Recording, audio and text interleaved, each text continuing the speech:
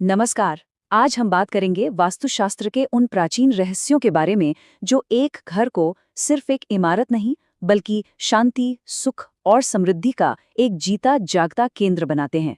तो चलिए सीधे इस सदियों पुराने ज्ञान की दुनिया में उतरते हैं और देखते हैं कि ये हमारे आज के जीवन को कैसे बेहतर बना सकता है। हम सब जानते हैं, एक घर सिर्फ ईंट और सीमेंट से नहीं बनता। ये बनता है हमारे सपनों से, हमारी उम्मीदों से और अपने परिवार के लिए एक सुरक्षित, प्यार भरा माहौल बनाने की चाहत से। यह हमारी अपनी एक पर्सनल स्पेस होती है, एक ऐसी जगह जहां आकर हमें असली सुकून मिलता है। और यही सबसे ज़रूरी सवाल है ना?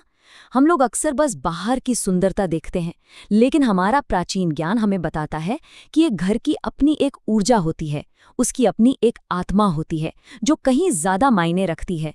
और बस यहीं पर वास्तुशास्त्र का रोल शुरू होता है। तो वास्तुशास्त्र के हिसाब से एक घर की कहानी बिल्डिंग के खड़े होने से बहुत पहले शुरू हो जाती है। इसकी शुरुआत होती है उस पहले पत्थर से, उस नींव से जिस पर सब कुछ टिकने वाला है। और यही सबसे पहला और सबसे क्रिटिकल स्टेप है। और इसी पवित्र समारोह को कहते हैं शिलान्यास।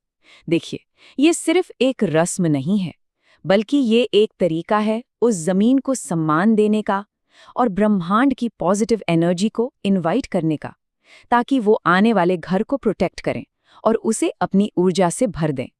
और पता है, इस प्रोसेस की सबसे इंटरेस्टिंग बात क्या है कि ये कितना सिस्टमैटिक है। ये कोई सिर्फ एक रस्म नहीं है, बल्कि एक बहुत सोची समझी, प्लान की हुई शुरुआत है। पहले एक एक्सपर्ट ज्योतिषी से सलाह ली जाती है, फिर सही समय और दिशा तय होती है, और उसके बाद 5 पवित्र पत्थर रखे जाते हैं जो प्रकृति के 5 तत्वों को रिप्रेजेंट करते हैं। तो सवाल ये उठता है कि ये दिशा कैसे चुनते हैं? क्या ऐसे ही रैंडमली? नहीं, ये पूरी तरह से ज्योतिष की गणना पर आधारित होता है। मतलब राशि चक्र में सूर्य की पोजीशन क्या है, उससे तय होता है कि नींव कहाँ रखी जाएगी, ताकि घर में सूर्य की पॉजिटिव एनर्जी ज्यादा से ज्यादा आ सके। ओके, तो शिलान्यास हो गया। अब आगे क्या? अब बारी आती है घर के इंटरनल डिजाइन की। और यहीं पर वास्तु के 16 मुख्य सिद्धांत यानी 16 मेन प्रिंसिपल्स काम आते हैं। तो चलिए इन 16 प्रिंसिपल्स की गहराई में चलते हैं और समझते हैं कि आखिर हैं क्या।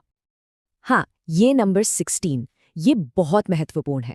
पुराने वास्तु ग्रंथों में एक घर को 16 फंक्शनल जोन्स यानी 16 अलग अलग हिस्सों में बांटा गया है, और हर काम के लिए एक खास जगह और दिशा तय की गई है, ताकि घर के अंदर एनर्जी का फ्लो बिल्कुल परफेक्ट रहे। और इन 16 जोन्स में घर का लगभग हर हिस्सा कवर हो जाता है। सोच के देखिए, किचन से लेकर पूजा घर तक, बेडरूम से लेकर तिजोरी रखने की जगह तक, सब कुछ। हर जगह का अपना एक काम है, और वास्तु कहता है कि हर काम की अपनी एक नेचुरल एनर्जी होती है। तो आइए अब इसको थोड़ा प्रैक्टिकल लेवल पर समझते हैं।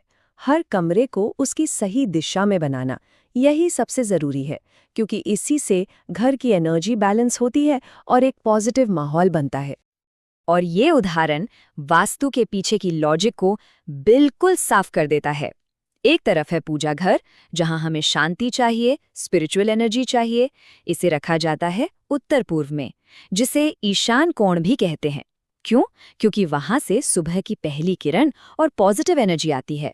और दूसरी तरफ है किचन, जिसका काम आग से जुड़ा है। तो इसके लिए बेस्ट दिशा है दक्षिण पूर्व यानी आग्नेय कोण। सब कुछ लॉजिक पर, प्रकृति के तत्वों को बैलेंस करने पर आधारित है ना? सिंपल।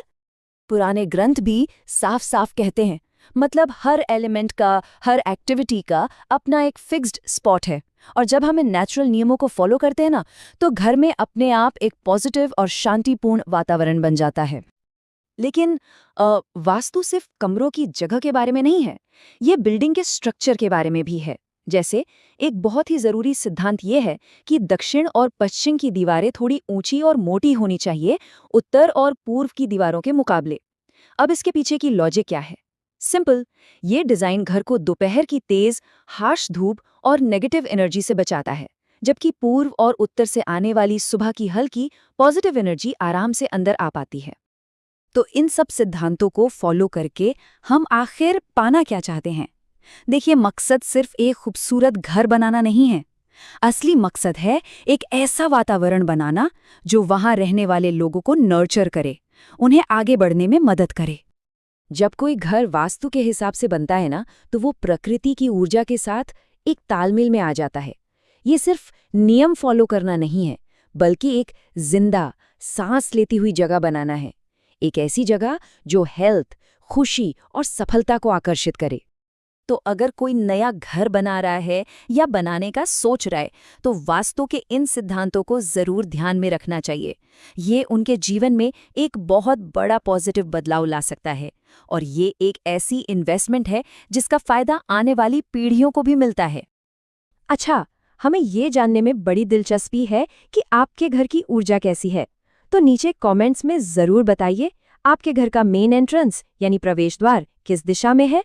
चलिए देखते हैं हमारी कम्युनिटी के घर किस दिशा से पॉजिटिव एनर्जी का स्वागत कर रहे हैं। और अगर आप वास्तु के इस अद्भुत ज्ञान को और गहराई से समझना चाहते हैं, तो हमसे जुड़े रहिए।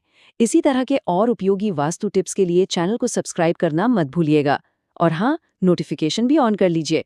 हमारे साथ जुड़ने के लिए बहुत बहुत शुक्रिया।